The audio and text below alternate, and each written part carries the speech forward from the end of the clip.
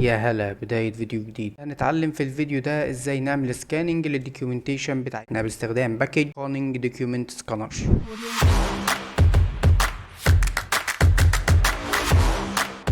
اول حاجة تعالوا نضيف الباكج. هنكتب فلاتر باب اد كونينج دوكيومنت سكانر، بعدين هنحمل البرميشن هاندلر ودي عشان نهندل البرميشن بتاعتنا، وبعدين هنضيف الباكج التالتة ودي الباس بروفايدر، ودي عشان نهندل الدايركتوري بتاعتنا. الباكج الرابعة والأخيرة الفايل بيكر. اول حاجه تعالوا نحط البرميشن بتاعتنا. ندخل على الاندرويد اب سورس مين اندرويد منفذ ونضيف البرميشن دول. هسيبهم لك في الديسكريبشن تحت الفيديو. ودي البرميشن بتاع الاستورج والكاميرا عشان ندي صلاحيه للابليكيشن انه يصور ويخزن. وهنضيف برضو تو لاينز دول في المين. نقول له widget flutter bending dot ensure initialized، وبعدين دي سكرين عاديه فيها اب بار. بس كده نهندل الفانكشن بتاعه البرميشن future void request permission async if await permission dot storage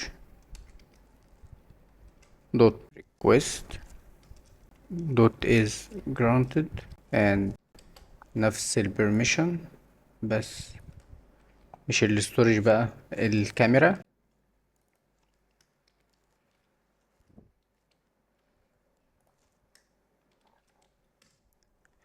الكونديشن دي هتتحقق لو طلب البرميشن وتوافق عليه. هنقول له print success else. نقول له print permission denied. هنا لو توافق على البرميشن وهنا لو اترفضت. تعالوا نكريت الفانكشن التانية void scan and save document async try catch و finally. هنا في التراي await ونعمل كول للفانكشن اللي لسه عاملينها request permission. بعدين نبدأ السكان list string عشان null safety scanned documents equal await. بعدين اسم الباكج بتاعتنا conning documents scanner dot get picture. بعدين if scanned documents not equal null and scanned documents dot is not empty. يبقى لو الفاريبل ده مش null ومش فاضي نعمل set state، وبعدين نيجي هنا نقول bool is loading equal false عشان نعمل loading indicator لغاية ما البروسيس تتم. نقول له ال is loading بtrue. تعال نظبط الدايركتوري.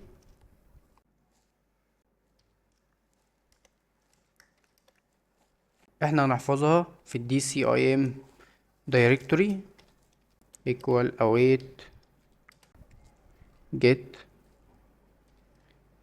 external storage directory. هنعمل import لدارت اي او. بعدين نعرف الباص بتاعنا string dcim باص equal نحط الباص dcim dir dot parent dot parent dot parent عشان نكتب الباص كامل. بعدين دوت باص اخر حاجة والفولدر بتاعنا دي سي اي ام، واخر حاجة نكريت فولدر خاص بينا نسميه scanned document. وبكده تمام نكون عملنا الباص بتاعنا. هنا هنسيف لو الفولدر ده موجود. طيب لو مش موجود فهنقول له directory dcim pass dot create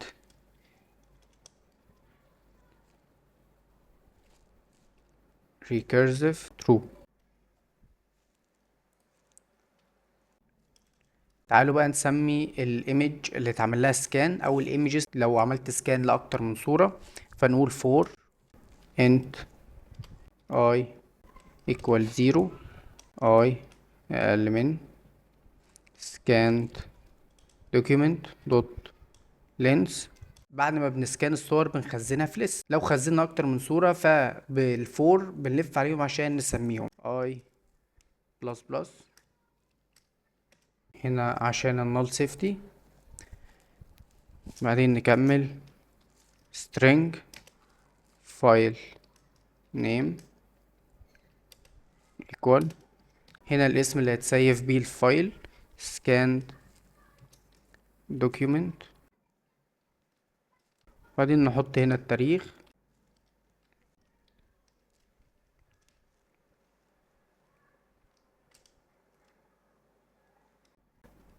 بعدين ملي سكند.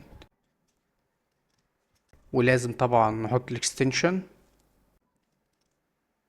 اخر حاجة جي بي جي عشان الصورة في الجهاز تتشاف انها image. كده جهزنا الدايركتوري وجهزنا الاسم بتاع الصورة. تعال نعمل الفول باس نجمع الاتنين مع بعض. string file باس equal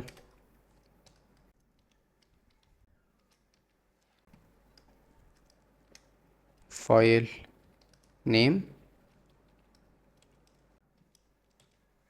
هننقل السكاند فايل للدايركتوري اللي احنا محددينه.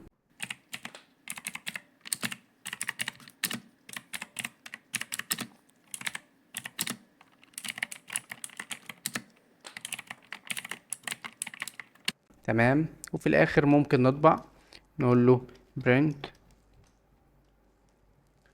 document saved at ونديله الفايل باس. تعالوا هنا نظهر dialog show dialog بياخد context. وفي البيلدر نديله build context بعدين arrow function layer dialog title text success content documents have been saved successfully to ونديله الدايركتوري باص. تمام. نديله الاكشن تكست بوتون الامبريزد بتاعتها navigator دوت اوف context دوت بوب. واللي تشايلد خليها اوكي مثلا.